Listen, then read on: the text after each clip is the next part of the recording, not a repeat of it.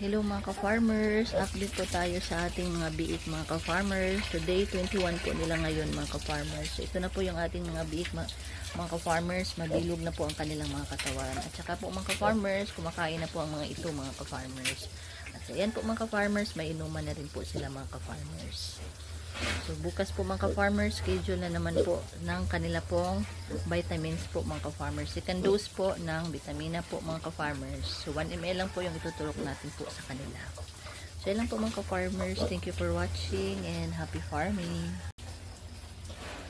Hello mga ka-farmers, update po tayo sa ating mga biik mga ka-farmers. Today 21 po nila ngayon mga ka-farmers. So ito na po yung ating mga biik mga ka-farmers, mabilog na po ang kanilang mga katawan. At saka po mga ka-farmers, kumakain na po ang mga ito mga ka-farmers.